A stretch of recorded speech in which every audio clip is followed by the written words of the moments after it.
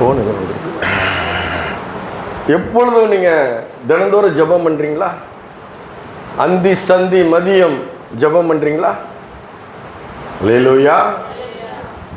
ஜெபம் பண்ணீங்கன்னா நீங்க தேவனோடு கூட ஐக்கியம் கொண்டிருக்கிறீர்கள். அல்லேலூயா. பாருங்க, இப்போ அந்த இது தேவனுக்கு ஒரு பிரியமான ஒரு காரியமாக இருக்கிறது. தேவனுக்கு இது ஒரு பிரியமான ஒரு காரியமாக இருக்கிறது.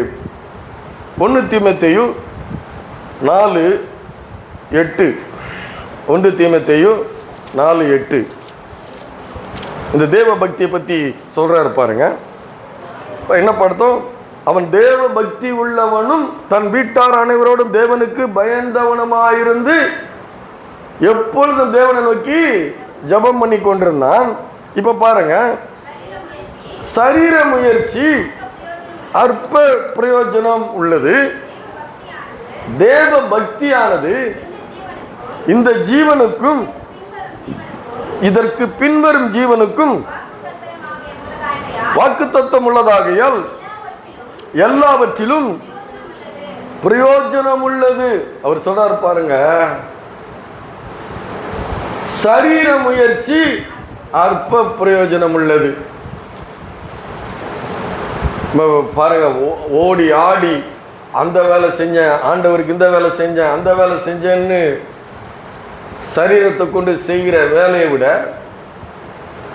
ஜெபம் ஜெபம் எங்கிருந்து பண்றோம்? ஆத்துமாவிலிருந்து பண்ணுகிறோம். ஆவி ஆத்துமாவிலிருந்து ஜெபம் பண்ணுகிறோம். அப்படி ஜெபம் பண்ணும் பொழுது, அவரோட கூட ஐக்கியம் கொள்ளும் பொழுது என்ன நடக்குதுன்னு தெரியுங்களா உங்களுக்கு? அல்லேலூயா. என்ன நடக்குது? அவரோடு கூட ஐக்கியம் கொள்ளும் போது நேரத்தை நீங்க யார் கூட செலவு பண்றீங்க? தேவனோடு கூட செலவு பண்றீங்க. இப்போ நானும் என்னுடைய நண்பனும் பார்த்தீங்கன்னா கிட்டத்தட்ட 45 வருட பழக்கம். எத்தனை வருஷம் பழக்கம்? 45 வருஷம் மேலே பழக்கம். நான் கூட கூட்டிகிட்டு போனாக்கா அவனுக்கு எது பிடிக்கும், எது பிடிக்காது என்னட்டு என்ன பண்ணுவேன்? அவனுக்கு பிடிச்சதை மாத்திரம்தான் செய்வேன். அல்லேலூயா. அவனுக்கு பிடிச்ச மாதிரி தான் நான் நடந்துக்குவேன். அவன் என்ன பண்ணுவான்? எனக்கு பிடிச்ச மாதிரி நடந்துக்குவான். எனக்கு யோசனை சொல்லுவான், நான் அவனுக்கு யோசனை சொல்லுவேன். 2 பேரும் பேசி என்ன பண்ணுவோம்? பழகிக்கிட்டு இருப்போம். அல்லேலூயா. அப்போ இந்த தேவனோடு கூட நீங்க ஐக்கியம் கொள்ளும் பொழுது, அவரை நீங்க அன்பு கூர்ந்துட்டீங்கன்னா, அவர் செய்த நன்மைகளை நீங்க நினைவு கூர்ந்துட்டீங்கன்னா, அவரோடு கூட நீங்க ஐக்கியம் கொள்ள ஆரம்பிச்சிட்டீங்கன்னா நீங்க என்ன பண்ண ஆரம்பிப்பீங்க? அல்லேலூயா. அவர் சொல்றாரு, நான் உங்களை சிநேகிதன் என்று சொன்னேன். அல்லேலூயா. ஊழியக்காரன் சொல்லல, உங்களை என்ன சொன்னேன்? சிநேகிதர் என்று சொன்னேன். அப்போ நீங்க என்ன பண்ணுவீங்க? அவருக்கு பிரியமானதை தான் செய்ய ஆரம்பிப்பீங்க. அல்லேலூயா. ஐயோ, என் ஆண்டவருக்கு இது பிடிக்காது. அல்லேலூயா. எனக்கு இவ்வளவு நன்மை செய்தவருக்கு இது பிடிக்காது. நான் முன்னாடி இருந்தப்போ எப்படி இருந்தேன், இன்னைக்கு எப்படி இருக்கிறேன்? இன்னைக்கு நான் நல்லா வச்சிருக்கிறாரு. இருக்கீங்களா? ஆசீர்வாதமா இருக்கிறீங்களா? அதை பெற்றவங்கள ஒரு அல்லேலூயா சொல்லுங்க. அல்லேலூயா. உள்ளத்திலிருந்து ஆழத்திலிருந்து தானே சொல்றீங்க. அல்லேலூயா. அப்போ அவருக்கு என்ன பண்ணாது? பிடிக்காது. இது பிடிக்காது, இது வேண்டாம். அல்லேலூயா. மனசுல வரும், யோசனை வரும். சத்துரு என்ன பண்ணுவான்? சிந்தனை என்ன பண்ணுவான்? அப்படியே பண்ணுவான். அப்போ கூட நம்ம என்ன பண்ணணும்? இது என்னுடைய ஆண்டவருக்கு பிடிக்காது. இதுதான் தேவ பக்தி. தேவ பக்தினா என்ன? அங்க ஓடுறது, இங்க ஓடுறது, அதை பண்றது, இதை பண்றது எல்லாம் பண்ணாலும் எதை செய்யணுமோ அதை செய்யணும், எதை செய்யக்கூடாதோ அதை செய்யக்கூடாது. அதனால தான் ஆண்டவர் சொல்றாரு, நீ தேவனுக்கு ஏற்றவைகளை சிந்தியாமல் மனுஷருக்கு ஏற்றவைகளை சிந்திக்கிறாய் என்றாரு. அப்போ நம்ம ஐக்கியம் கொள்ளும் போது முதல்ல நன்றி எறிதல், அன்பு கூறுகிறது, உத்தம இருதயம் இருக்குது. இப்போ அவரோடு கூட ஐக்கியம் கொள்ளும் போது, இன்னைக்கு அன்பு கூர்ந்து ஐக்கியம் கொள்ளும் போது, நல்லா ஜெபம் பண்ணிட்டு வந்து ஆண்டவருக்கு பிரியம் இல்லாததெல்லாம் செய்தா அது தேவ பக்தியா? இல்லை. அல்லேலூயா. தேவ பக்தி இல்லை. தேவ பக்தி என்பது தேவனுக்கு பிரியமானபடி வாழ்வது. அல்லேலூயா. அவருக்கு அப்போ நம்முடைய வாழ்க்கையில இருந்து எது கூடாது கூடாது வேண்டாம் அப்படின்னு ஒதுக்குறது தான் தேவ பக்தி. ஞாயிற்றுக்கிழமை மட்டும் வந்துட்டு அல்லேலூயா சொல்லிட்டு திங்கட்கிழமையில இருந்து சனிக்கிழமை வரைக்கும் நம்ம இஷ்டத்துக்கு வாழ்ந்தா அது அவருக்கு பிரியமானது இல்லை. அல்லேலூயா. இதுதான் தேவ பக்தி. சரீர முயற்சி அற்ப பிரயோஜனம் உள்ளது. தேவ பக்தியானது இந்த ஜீவனுக்கும் இதற்கு பின்வரும் ஜீவனுக்கும் வாக்கு தத்தம் உள்ளதையாகியால் எல்லாவற்றிலும் லாபம் உள்ளது. அதான் அதனுடைய அர்த்தம். பிரயோஜனம்னா என்ன? அங்க போனியே உனக்கு என்ன பிரயோஜனம் அப்படின்னா என்ன லாபம்? இந்த ஜீவனுக்கும் அந்த தேவ பக்தியானது இந்த ஜீவனுக்கும் இதற்கு பின்னாடி வருகிற ஜீவன் நித்தியமானது, முடிவே இல்லாதது. அந்த முடிவே இல்லாத ஜீவனுக்கும் இந்த தேவ பக்தியானது என்னது? லாபம் உள்ளது. அந்த லாபம் உள்ளத அவன் கேட்டு ஏதோ ஒரு விதத்துல கேட்டு அந்த 100க்கு அதிபதி அவ்வளவு பெரிய அதிகாரத்துல உடையவனா இருந்து உலக அவன் புறஜாதியானா இருந்து அந்த அதுக்குதான் அவன் என்ன பண்றான்? அவன் தேவ பக்தி உள்ளவன் என்று பெயர் வாங்குறான். அவனுடைய வாழ்க்கையிலே இருந்த எல்லாவற்றையும் புறக்கணித்து விட்டு ஒதுக்கி விட்டு எல்லாவற்றையும் தள்ளி விட்டு விசுவாசத்தோடு அவனுடைய வாழ்க்கை ஓட ஆரம்பிக்கிறான். உத்தம இருதயம் இருக்குது, விசுவாசம் இருக்குது, அன்பு இருக்குது. இவைகளெல்லாம் ஐக்கியம், தேவனோடு கூட ஐக்கியம் கொண்டு இருக்கிறான். அவனுக்கு பிரியமானதை செய்ய ஆரம்பிக்கிறான். ஏன்னா அவன் பரிசுத்தரோடு அவனுக்குள்ள ஐக்கியம் வந்துடுச்சு. அல்லேலூயா. ஜப யாரோடு கூட ஐக்கியம் வச்சிருக்கிறீங்க? பரிசுத்தரோடு ஐக்கியம். நம்முடைய ஆண்டவர் பரிசுத்தத்தில் மகத்துவம் உள்ளவரோடு கூட அந்த ஜபமானது ஐக்கியம் கொள்ள வைக்கிறது. அல்லேலூயா. அதனாலதான் ஆண்டவர் சொல்றாரு, அவன் தேவ பக்தி உள்ளவன். அவர் சொன்ன அது உண்மைதான். அல்லேலூயா. அந்த தேவ பக்தினா என்ன? நம்ம என்ன நினைச்சிட்டு இருக்கிறோம்? நம்ம இதை பண்ணிட்டா தேவ பக்தி, இதை பண்ணிட்டா தேவ பக்தி, அதை செஞ்சிட்டா தேவ பக்தி இல்லை. அவர் அன்பு கூறுகிறேன் என்று சொல்லியும் அவருக்கு பிரியமானதை செஞ்சாதான் அது என்னது? தேவ பக்தி. புரியுதா? அல்லேலூயா. அப்படிப்பட்ட ஆள் அவர் சும்மா விடுவாரா? அவருக்கு பிரியமா நடந்தா அவர் சும்மா விடுவாரா? நம்ம நண்பர்களுக்கு பிரியமா நடந்தாலே நம்ம நண்பர்கள் என்ன பண்றாங்க? நம்மளை தேடி வர்றாங்க, நம்ம கூட நல்லா பேசுறாங்க, பழகுறாங்க இல்லையா? அவரு கூட பழகுனா, அவர் அன்பு கூர்ந்தா அவர் அப்படியே சும்மா விட்டுருவாரா? விடலை. பின்னாடி நீங்கள் போய் படித்து பாருங்க. அந்த 100க்கு அதிபதிக்கு அவ்வளவு பெரிய ஒரு ஆசீர்வாதத்தை தேவன் அவருக்கு கொடுக்கிறார். பாருங்க அவர் எப்படி சொல்றாரு பாருங்க. யோபு பத்தி என்ன சொல்றாரு? உத்தமனும் சன்மார்க்கனும் தேவனுக்கு பயந்தவனுமாயிருக்கிறான். பிசாசு கிட்ட என்ன சொல்ற? என் தாசனாகிய யோபின் மீது நீ கவனம் வச்சியா? எப்படி சொல்றாரு பாருங்க. என்ன சொல்றாரு? என் தாசனாகிய யோபின் மீது கவனம் வைத்தாயா? அதான். அதனாலதான் ஆண்டவர் இந்த கொர்நேலியு கிட்ட எப்படி நினைக்கிறாரு? அவனுக்கு பிரியமானவனா அவர் நினைக்கிறாரு. ஏன் அப்படி பிரியமானவனா நினைக்கிறாரு? அவருக்கு பிரியமானது இவன் செய்யறதுனால அவர் சொல்றாரு இவன் தேவ பக்தி உள்ளவன். அல்லேலூயா. கிறிஸ்தவ வாழ்க்கைன்னா லேசான வாழ்க்கை இல்லைங்க. அவர் நம்மளை ஆசீர்வதிக்கிறது லேசான காரியம். ஆனா நமக்கு ஒரு லேசான காரியம். என்னிடத்தில் அன்பு கூர்ந்து என்னுடைய கற்பனைகளை கை கொள்கிறவர்களுக்கு 1000 தலைமுறைகளுக்கு இரக்கம் பாராட்டு வென்றாரு. அவர் லேசா கொடுத்தாரா? கொஞ்சமா கொடுத்தாரா? அல்லேலூயா. அதனாலதான் நிறைய சபைகள் நிறைய சபைகள்ல நிறைய பாஸ்டர்ஸ் பரிசுத்தத்தை அதிகமா வலியுறுத்துவதனுடைய காரணம் என்ன? நம்முடைய தேவனை குறித்து அவர்கள் அறிந்ததுனாலே அவர்கள் என்ன சொல்றாங்க? பரிசுத்தமான வாழ்க்கை குறித்து அதிகமா என்ன பண்றாங்க? அவங்க போதிக்கிறாங்க. பாருங்க, இவன் உலக அதிகாரம் உடையவனா இருந்தோம், உலகத்தில் உள்ள அதிகாரம் உடையவனா இருந்தோம், அவன் பரிதானத்தை வெறுத்து தான தர்மங்களை செய்கிறவனாய் இருக்கிறான். அல்லேலூயா. அவன் பரிதானம் வாங்க முடியுமா? வாங்க முடியும். சட்டத்தை மாற்ற முடியும். இன்னைக்கு தெரியும், ஒரு அதிகாரம் இருக்கிறவங்க எப்படி சட்டத்துக்கு புறம்பா பரிதானம் வாங்க முடியுன்றது முடியும். ஆனால் இவன் பரிதானம் வாங்கலை, தன்னுடைய வருமானத்திலிருந்து தான தர்மங்களை, வேதம் எப்படி சொல்லுது பார்த்தீங்கன்னா, மிகுந்த தர்மங்களை செய்து அவன் அதையும் செய்கிறான். மிகுந்த தர்மங்களை செய்கிறான். பரிதானத்தை அவன் வெறுக்கிறான். பரிதானத்தை வெறுக்கிறது மாத்திரம் இல்லை, அவனுக்கு துன்மார்க்கம் இல்லாத ஒரு வாழ்க்கை வாழ்கிறான். அல்லேலூயா. துன்மார்க்கம் இல்லாத ஒரு வாழ்க்கை வாழ்றான். ஒரு பெரிய அதிகாரம் உடையவன் பேசுறான் பாருங்க. யாத்திராகமம் 5ஆம் அதிகாரத்தில் அந்த பார்வோன் எப்படி பேசுறான் பாருங்க. யாத்திராகமம் 5ஆம் அதிகாரம் வசனம் 1-2. பின்பு மோசேயும் ஆரோனும் பார்வோனிடத்தில் போய், இஸ்ரவேலின் தேவனாகிய கர்த்தர் வனாந்தரத்திலே எனக்கு பண்டிகை கொண்டாடும்படி என் ஜனங்களை போக விட வேண்டும் என்று சொல்லுகிறார்கள் என்றார்கள்.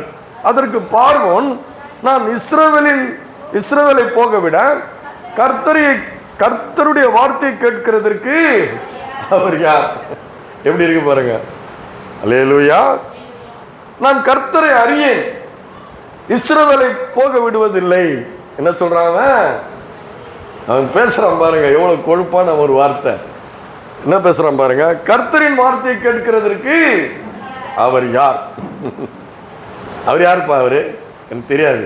அல்லேலூயா. அவர் யாருன்னு எனக்கு அவ்வளவு பெரிய ஆளா அவரு? அதான் அதனுடைய அர்த்தம். அல்லேலூயா. நான் கர்த்தரை அறியேன். ரோமர் 1ஆம் அதிகாரத்தில் சொல்லப்பட்டிருக்கிறது,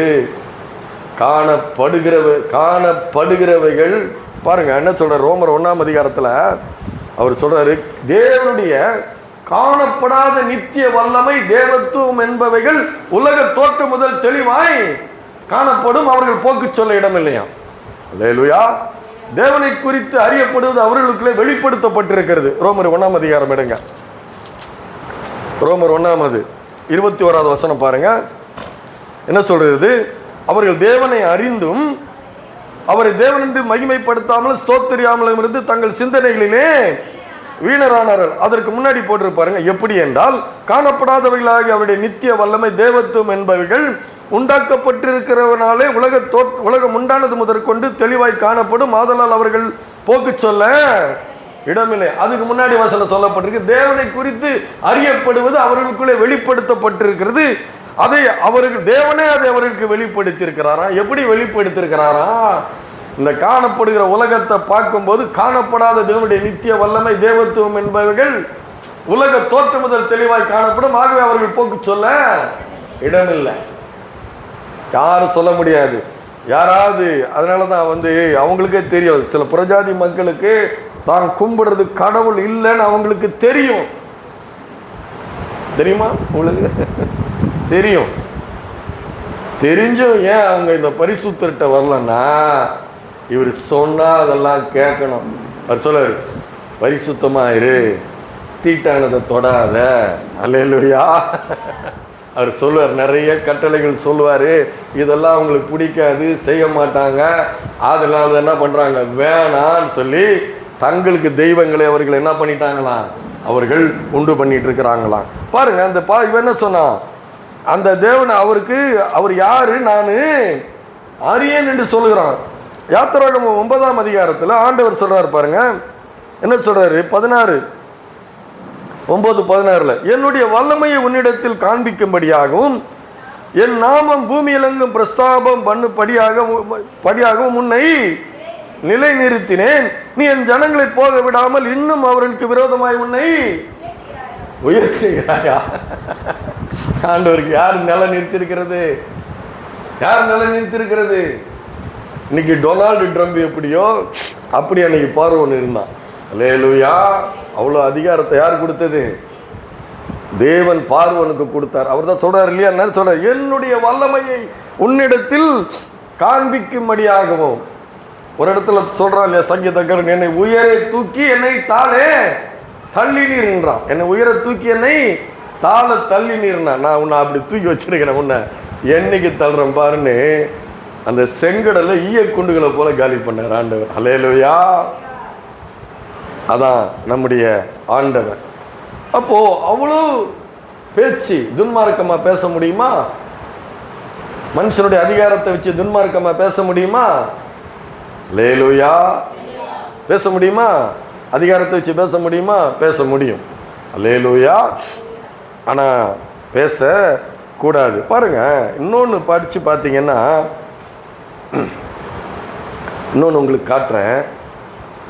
இந்த மிரியாம் கூட ஒரு வார்த்தை பேசுகிறா. என்ன பேசுகிறா? மோசேவை பார்த்து, கர்த்தர் உன்னை மட்டும் கொண்டு தான் பேசினாரா? ஆவிக்குரிய இடத்துல என்னாச்சு? பேசல. அங்கே வந்து ஆண்டவர் சொல்கிறாரு பாருங்க.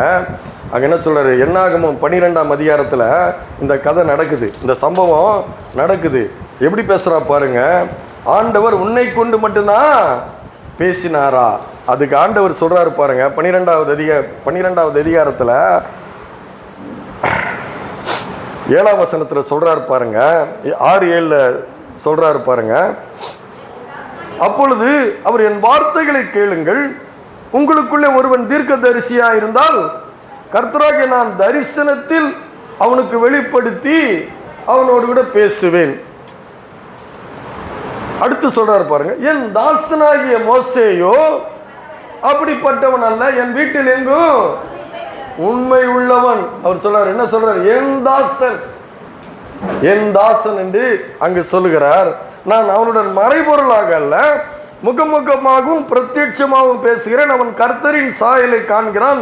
இப்படி இருக்க நீங்கள் என் தாசனாகிய மோசேக்கு விரோதமாய் பேச உங்களுக்கு பயம் இல்லாமல் போவது என்ன? அதனால தான் ஊழியக்காரங்களை பார்த்து என்ன சொல்ல விடாது, டக்குன்னு விரல் நீட்டக்கூடாது. அல்லேலூயா. இவர் என்னடா இவர் பாயிண்ட்டை பிடிக்கிறாரு. அல்லேலூயா. நமக்கு எல்லாம் தெரியும்னு சொல்லிட்டு என்ன சொல்லக்கூடாது, ஊழியக்காரங்களை பார்த்து என்ன கூடாது, விரல் நீட்டக்கூடாது. அவங்களுக்கு பயந்து நடக்கணுமா? அல்லேலூயா. அவங்களுக்கு பயந்து நடக்கணுமா? பாருங்க, இந்த உலக அதிகாரம் உடையவர்கள் நீங்க பார்த்துருப்பீங்க. நிறைய ஒரு கேள்வி கேட்டா போலீஸ்காரங்க என்ன பண்றாங்க, அடிக்கிறாங்கல்ல. என்ன கேட்கிறேன், போலீஸ்காரனை பார்த்து கேட்டுட்டியா? நடக்குதா இல்லை? வீடியோலெல்லாம் வருது, பார்க்குறீங்கல்ல, யூடியூப்பில் வருது, எல்லாத்துலேயும் வருது, டிவியில் கூட போடுறாங்க, எல்லாம் இருக்குது. அப்போ இந்த அதிகாரம் உடையவர்கள் அந்த அதிகாரத்தை துன்மார்க்கமாய் பயன்படுத்த முடியும். அல்லேலூயா. துன்மார்க்கமாக பயன்படுத்த முடியும், பரிதானம் வாங்க முடியும், கோபமாக பேசுவது. அல்லேலூயா. மற்றவர்களை அந்த அதிகாரத்தை கொண்டு கோபமாக பேசுகிறது, பயப்படுத்துகிற மாதிரி பேசுகிறது, அப்படியே வந்து அந்த அதிகாரத்தை கொண்டு என்னெல்லாம் செய்யணுமோ செய்கிறது. பாருங்க, ஒரு தன்னை குறித்து ஒரு பிம்பம், நான் அவர் இப்படி தாங்க, எப்படி அவரு இப்படி தாங்க சொல்றாங்களா இல்லையா? சொல்லி அனுப்புறமா இல்லையா? நீ அவர்கிட்ட போய் பேசும்போது என்ன பண்ணோம், அவர் இப்படி, அவர்கிட்ட என்ன பண்ணணும், இப்படி பேசக்கூடாது அப்படின்னு என்ன பண்றாங்க, சொல்லி அனுப்புறாங்க. அவங்க என்ன பண்றாங்க, தங்களை அப்படி என்ன பண்றாங்க, காண்பித்துக் கொள்கிறார்கள். உலகம் அது என்னது, அது உலகத்தார். அப்படி பாருங்க, அன்னைக்கு ஒருத்தருக்கு ஃபோன் போட்டு ஒரு சந்தேகத்துக்காக ஒரு 2 தடவை 3 தடவை ஃபோன் போட்டுட்டேன். நம்ம இந்த வண்டிங்களெல்லாம் என்ன பண்ணணும், 2 வருஷத்துக்கு ஒரு தடவை என்ன பண்ணணும் சார், இது பண்ணணுமா, ரிஜிஸ்டர் எஃப்சி பண்ணணும். அதுக்காக அவர்கிட்ட 2 தடவை ஃபோன் பண்ணிட்டேன். அவர் என்ன பண்ணார், கொஞ்சம் மூஞ்சில் அடித்த மாதிரி பேசிட்டாரு. எனக்குள்ள யோசனை என்ன, இவர் இப்படி பேச மாட்டார், இப்படி பேச மாட்டார், இப்படி பேசுனது இல்லையே அப்படின்னு எனக்குள்ள குழப்பம். அப்புறம் என்ன பண்ண, வேலையெல்லாம் முடிஞ்சு அந்த எஃப்சி பேப்பரை வாங்க நான் நேரில் போனேன். நேரில் போனால் அவர் ரொம்ப நேரம் உட்கார வச்சு பேசிகிட்டு இருந்தார். நானும் அவரும் பேசிகிட்டு இருந்தேன். ஏன்னா அவர் ஒரு கிறிஸ்துவ தான் அவர் கும்பிடுறாரு. கொஞ்ச நேரம் பேசிகிட்டு இருக்கும்போது அவர் வந்து அவருடைய உறவினர்கிட்ட பழகி இருக்கிறாரு. பழகும்போது அவருடைய சுபாவம் இவருக்குள்ளே ஒட்டி இருக்கிறது. அல்லேலூயா. அவர்கிட்ட இருந்து என்ன பண்ணியிருக்கிறாரு? ஒன்ன கத்துக்கிட்டாரு. அதனாலதான் சொல்றாரு, உலக சிநேகம் தேவனுக்கு விரோதமான பகை, உலகத்தில் உள்ளவைகளும் அன்பு கூறாதிருங்கள். உலகத்துக்கு சிநேகிதனா இருக்க விரும்புகிறவன் தேவனுக்கு பகைஞனா இருக்கிறான். இவைகளெல்லாம் உன்னை அந்த தேவ பக்தியில் இருந்து உன்னை என்ன பண்ணி போயிடும்? மாற்றி போட்டுவிடும். அல்லேலூயா. நீ உலகத்துக்கு சிநேகிதனா இருக்க விரும்புகிற இவன் இஸ்ரவேலை சேர்ந்தவன் அல்ல. இந்த 100க்கு அதிபதி கொர்நேலியு இஸ்ரவேலை சேர்ந்தவன் அல்ல. இவன் புறஜாதி மனிதன். இந்த புறஜாதி மனிதன் யாருக்கிடத்தையோ இந்த ஆண்டவரை குறித்து கேள்விப்பட்டு இந்த ஆண்டவரை விசுவாசித்து ஆண்டவரால் ஒரு அற்புதமும் ஒரு ஆசீர்வாதத்தையும் பெற்று உத்தம இருதயமும் அன்பு கூர்ந்தும் அவன் ஒரு பரிசுத்தமான ஒரு வாழ்க்கை வாழ்ந்து அவன் என்ன பண்ணான்? இந்த தேவனோடு கூட ஐக்கியம் கொண்டு அவரோடு கூட பேசி அவரோடு கூட பழகினதுனாலதான் அவனை பத்தி ஆண்டவர் சொல்றாரு, இவன் தேவ பக்தி உள்ளவன். அப்ப உன்னுடைய ஐக்கியம் யாரோட இருக்கிறது? உலகத்துல இருக்குதா, தேவனோடு கூட இருக்குதா? அல்லேலூயா. இந்த உலகத்துல இப்படி இருந்தா வாழ்ந்துடலாங்க, வாழ முடியும். இந்த உலகத்துல தேவன் இல்லாம வாழ முடியுமா?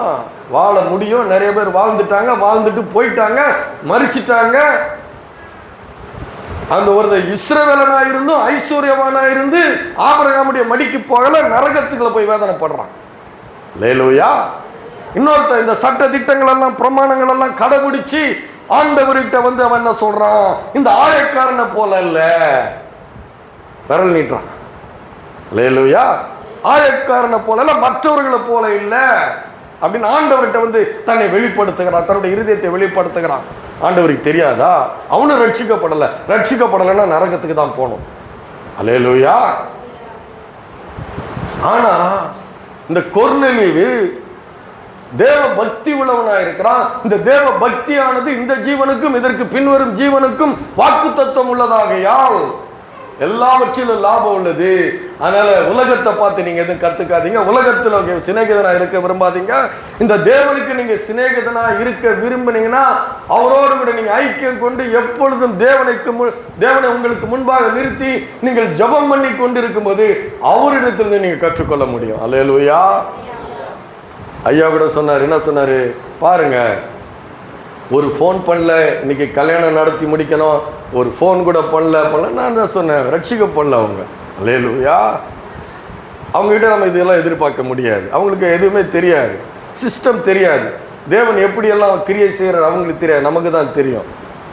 ஆனால் நம்ம வருத்தப்படுறதுக்கு ஒன்றும் இல்லை. அல்லேலூயா. அப்போ நீ யாரோடு ஐக்கியம் கொண்டிருக்கிறாய்? நம்முடைய ஐக்கியம் கர்த்தரோடு கூட இருக்கிறது. அல்லேலூயா. அப்படி இருக்கும் பொழுதுதான் அந்த ஆண்டவர் என்ன பண்றாரு? அவர் சொல்றாரு பாருங்க, என்ன சொல்றாரு 5ஆம் வசனத்துல, இப்பொழுது நீ யோப்பா பட்டணத்துக்கு மனுஷரை அனுப்பி பேதுரு என்ற மறுபேர் கொண்ட சீமோனை அழைப்பி அவனை அழைச்சிட்டு வா. ஏன்னா உனக்கு ஒரு அபிஷேகம் கொடுக்கப்பட வேண்டும். அல்லேலூயா. என்ன கொடுக்கப்பட வேண்டும்? அவனுக்கு ஒரு அபிஷேகம் கொடுக்கப்பட வேண்டும். பரிசுத்த ஆவியாருடைய அபிஷேகம் அவனுக்கு கொடுக்கப்பட வேண்டும். இது தேவனை ஏற்பாடு பண்றாரு, இந்த ஞான ஸ்நானத்தை. அல்லேலூயா. யார் ஏற்பாடு பண்றது? தேவனை ஏற்பாடு பண்ணுகிறார். தூதனை கொண்டு தேவனை ஏற்பாடு பண்ணுகிறார். அது மாத்திரம் அல்ல, அவனுடைய ரட்சிப்புக்கு இவனுடைய தான தர்மங்களும் ஜபங்களும் உத்தம இருதயமும் பரிதானம் வாங்காத ஒரு வாழ்க்கையும் துன்மார்க்கம் இல்லாத ஒரு வாழ்க்கையும் தேவனுக்கு பிரியமான வாழ்க்கையும் தேவனிடத்தில் அன்பு கூறுகிற வாழ்க்கையும் ஒரு பரிசுத்தமான வாழ்க்கையும் தேவன் ஒரு தூதனை அனுப்பி அவனுக்கு எல்லாவற்றையும் சொல்லி கொடுத்து அவனுக்கு அபிஷேகத்தையும் ரட்சிப்பையும் கொடுப்பதற்கு தேவனே வேலை செய்கிறார். அல்லேலூயா. அதானே, நீங்க போய் படிச்சு பாருங்க. அது மாத்திரமல்ல, அந்த ஒரு மனுஷனுக்கு 10ஆம் அதிகாரம் முழுவதும் கொடுக்கப்பட்டிருக்கிறது. 48 வசனம் இருக்குது. இதுல எத்தனை வசனம் இருக்கு? 48 வசனம் இந்த ஒரு மனுஷனுக்காக எழுதப்பட்டிருக்கிறது. அப்படின்னா பாருங்க, வேதத்தை இவ்வளோ எழுதணும்னா இவ்வளோ இடம் ஒதுக்கு, இவ்வளோ பெரிய எவ்வளோ எழுதலாம் இல்லையா? ஆனால் இந்த ஒரு மனுஷனுக்கு 10ஆம் அதிகாரம் முழுவதும் கொடுக்கப்பட்டிருக்கிறது. 48 வசனம் இந்த ஒரு மனுஷனுக்காக எழுதப்பட்டிருக்கிறது. அப்படின்னா பாருங்க, அல்லேலூயா. இது சாதாரணமானது கிடையாதுங்க. இந்த வேதத்தில் இடம் பெறணும்னா, ஒரு மனுஷனுக்கு இடம் பெறணும்னா சாதாரணமான இது கிடையாது. ஆனால் ஆண்டவராக இயேசு கிறிஸ்து நம்மை ஜீவ புஸ்தகத்தில் எழுதி வைத்திருக்கிறார். அல்லேலூயா. அப்போ எப்படி நம்ம அன்பு கூறணும் இல்லையா? அன்பு கூறணும் இல்லை?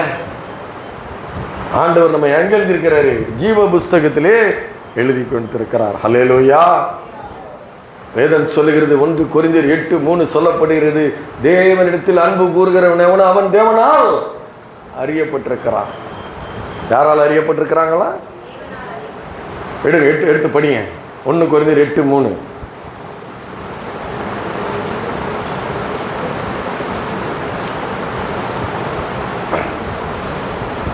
இவ்வளவு நேரமா? எப்படி என்ன போட்டிருக்குமா? தேவனில் அன்பு கூறுகிறவன் எவனோ. எவ்வளவு பெரிய வார்த்தை தெரியுமா? அல்லேலூயா. நம்மளை யாராவது ஒருத்தர் சொல்லிட்டாங்கன்னா, என்ன எவ்வளோ பெரிய வார்த்தை சொல்லிட்டாங்க தெரியுமா? சொல்கிறோமா இல்லையா? என்னை புண்பட்டு திருச்சி சொல்கிறோமா இல்லையா? சொல்லக்கூடாத வார்த்தை சொல்லிட்டாங்கன்றோம். ஆனால் ஆண்டவர் சொல்கிறாரு, தேவனில் அன்பு கூறுகிறவன் எவனோ அவன் தேவனால் அறியப்பட்டிருக்கிறான்னா, அவர் அறிஞ்சவர் விட்டுருவார் அவங்கள? அல்லேலூயா. விட்டுருவாரா? நான் கேட்குறேன். அல்லேலூயா. விடமாட்டாருங்க. அதான் பயபக்தி. அல்லேலூயா. தேவனிடத்திலே அன்பு கூறுகிறவன் எவனோ அவன் தேவனால் அறியப்பட்டிருக்கிறான். அதனால தான் ஆண்டவர் ஒரு தூதனை அனுப்புகிறார். நீங்கள் தேவனால் அறியப்படுகிற அளவுக்கு உங்களுடைய வாழ்க்கையிலே நன்றி எறிதலும் விசுவாசமும் அன்பு கூறுதலும் உத்தம இருதயமும் வாழ்க்கையில பரிசுத்தமும் இருந்தால் கண்டிப்பா நான் சொல்றேன், நீங்கள் தேவனால் அறியப்பட்டவர்கள். அல்லேலூயா. அப்படி அறியப்பட்டவர்கள் அவரை சும்மா விட மாட்டார் ஆண்டவர். அவருக்காக என்ன பண்ணுவார்? எல்லா வேலையும் அவர் செய்வார். அல்லேலூயா. அதனால தான் சொல்கிறாரு, என்ன சொல்கிறாரு? எவனாகிலும், எந்த எவனாகிலும், தேவனிடத்தில் அன்பு கூறுகிற எவனாகிலும் இந்த மலையை பார்த்து பெயர்ந்து சமுத்திரத்திலே தள்ளுண்டு போய் என்று சொல்லி தன் இருதயத்திலே சந்தேகப்படாமல் விசுவாசித்தால் அவன் சொன்னபடியே ஆகும். அதான் அல்லேலூயா. அந்த அன்பு கூறுகிறவன் அவன் எதை சொன்னாலும் அது என்ன நடக்குமா? நடக்கும். அல்லேலூயா. அதனால தான் சொல்றாரு, இந்த வார்த்தைகளின்படி செய்கிறவன் எவனோ அவன் கண்மலையின் மேல் வீட்டை கட்டின புத்தி உள்ள மனுஷனுக்கு ஒப்பாவான். எவனோ எவனோ எவனோ அந்த பக்தி உள்ளவன், தேவ பக்தி உள்ளவன் எவனோ அவனுக்கு இங்கேயும் ஆசீர்வாதம், நித்தியத்திலையும் ஆசீர்வாதம். இங்கே ஆசீர்வாதமாக இருக்கணும்னு விரும்புகிறோம், ஆனால் தேவனிடத்தில் அன்பு கூறணும். அல்லேலூயா. ரொம்ப சிம்பிள். தேவனிடத்தில் அன்பு கூறணும், அவரை விசுவாசிக்கணும், அவரை ஆராதிக்கணும், அவருக்கு பிரியமாக நடக்கணும். ஞாயிற்றுக்கிழமை மாத்திரம் இல்லை, திங்கட்கிழமையிலேருந்து சனிக்கிழமை வரைக்கும் அதையே செய்யணும். அதுதான் சொல்கிறது தேவ பக்தி உள்ளவன். அல்லேலூயா. தேவ பக்தி உள்ளவன்னா என்ன? உங்களுக்கு என்ன சொல்லி கொடுத்துட்டேன். அல்லேலூயா. அவரோட ஐக்கியம் கொள்ளும் பொழுது அவர் நமக்கு கற்றுக் கொடுக்கிறார், பலனும் கொடுக்கிறார். அப்படி பரிசுத்தமாய் வாழ, அன்பு கூற, விசுவாசிக்க, உத்தம இருதயத்தோடு வாழ நமக்கு என்ன பண்றாரு? அவர் பலனும் அவர் கொடுக்கிறார். அல்லேலூயா. அதனால தான் அந்த உலகத்தில் நமக்கு சில நேரம் அதிகாரம் இருக்கலாம், சில வல்லமைகள் இருக்கலாம், ஆனால் அதை கொண்டு நாம் எப்படி வாழ்கிறோம் என்பது தேவனுக்கு பிரியமாய் வாழும் பொழுது அவர் நம்மை ஆசீர்வதிக்கிறவராய் அவர் இருக்கிறார். அல்லேலூயா. கர்த்தருக்கே மகிமை உண்டாவதாக.